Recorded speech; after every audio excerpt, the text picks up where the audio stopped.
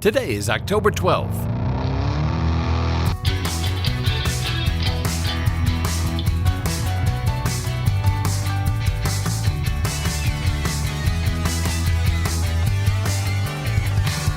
It's the 286th day of the year, and this is the On This Day podcast. Today is Freethought Day, an annual day observed by freethinkers, nonconformists, agnostics, atheists, and secularists to honor free thought, to celebrate the separation of church and state, and to show the public that secularists and atheists are people too, just like everyone else.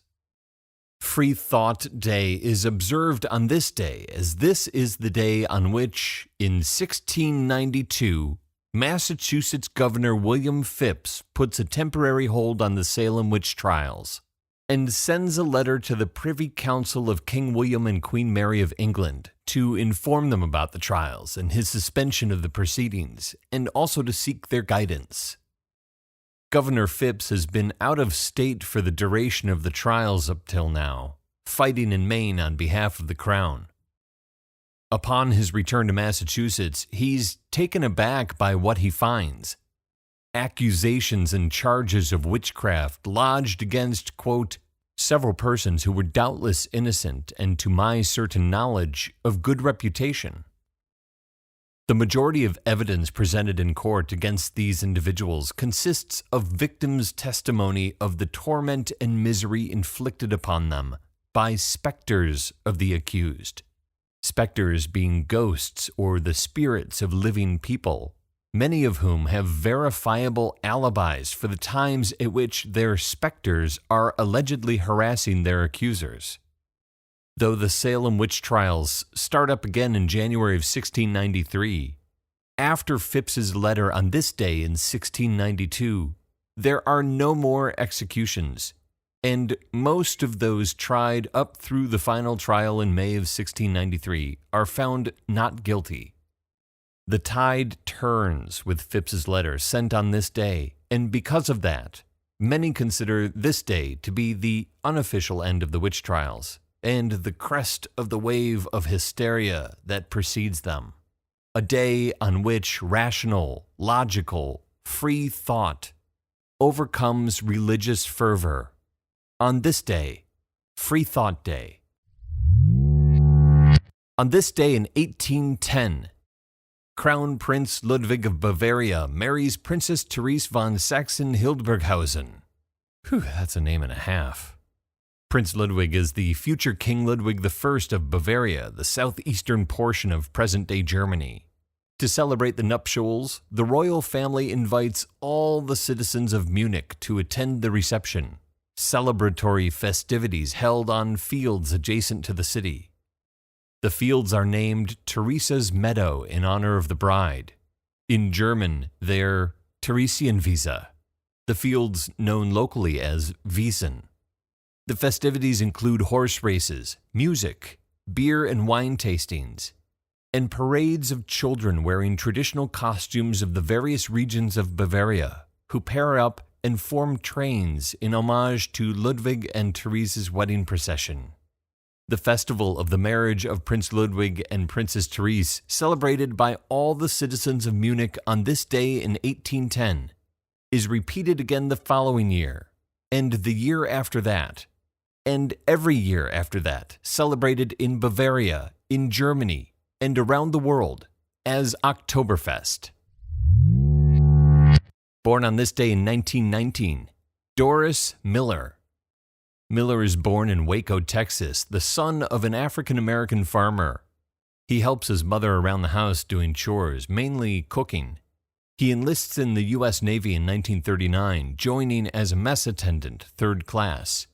In 1940, he's assigned to the battleship USS West Virginia and promoted to ship's cook, 3rd class.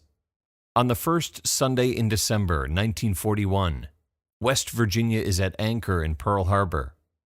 Miller has just finished serving breakfast when the Japanese attack shortly before 8 a.m. The first of 9 torpedoes strikes West Virginia's hull. Miller reports for duty midship and is assigned to help load one of the 50 caliber anti-aircraft machine guns on deck.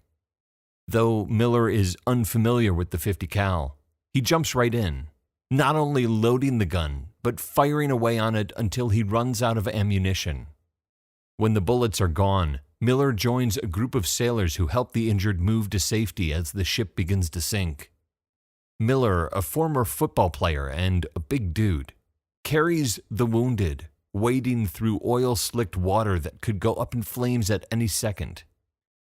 Many lives are saved by the actions of Miller and the others before the battleship sinks to the bottom of the bay. At the beginning of 1942, the United States Navy releases a list of commendations. Miller is included, but not named. Press reports note that, quote, a Negro messman acted heroically during the attack. Soon, black-owned newspapers are trying to find out the identity of the unnamed sailor. The NAACP is asking for formal recognition for him. And a handful of members of Congress call for a commendation of some kind, the Distinguished Service Cross, or even the Medal of Honor. While the Secretary of the Navy chooses not to award Miller the Medal of Honor, President Roosevelt approves Miller to receive a Navy Cross, the Navy's third highest award for gallantry.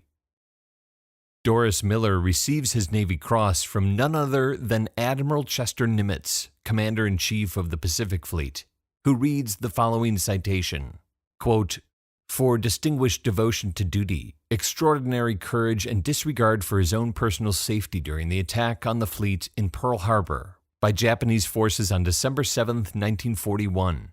While at the side of his captain on the bridge, Miller, despite enemy strafing and bombing and in the face of serious fire, assisted in moving his captain, who had been mortally wounded, to a place of greater safety, and later manned and operated a machine gun directed at enemy Japanese attacking aircraft until ordered to leave the bridge. Nimitz continues, quote, this marks the first time in this conflict that such high tribute has been made in the Pacific Fleet to a member of his race, and I'm sure that the future will see others similarly honored for brave acts. After a promotion, Mess Attendant First Class Doris Miller embarks on a war bond tour of America, giving speeches along the way. He returns to active duty aboard the escort carrier USS Liscome Bay. In November of 1943, the carrier is near the Gilbert Islands when it's struck by a Japanese torpedo and sinks within minutes. Doris Miller, born on this day in 1919, is never seen again. Classified as missing in action and later presumed dead, he is 24.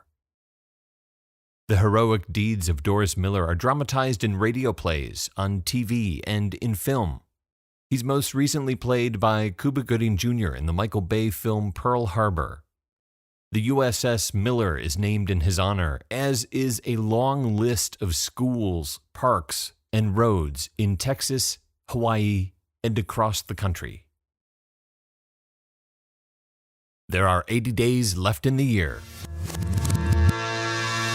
On This Day is produced by me, Dave Schultz. Thank you very much for listening. Come on over and like the page on Facebook /On This Day Podcast. Follow along on Twitter @On This Day Pod. Again, that's On This Day POD. Or come on over to onthisdaypodcast.com. There are links there to a bunch of places you can listen to the show, subscribe to the show, or just admire the show. So if you're still listening, Prost. Talk to you tomorrow.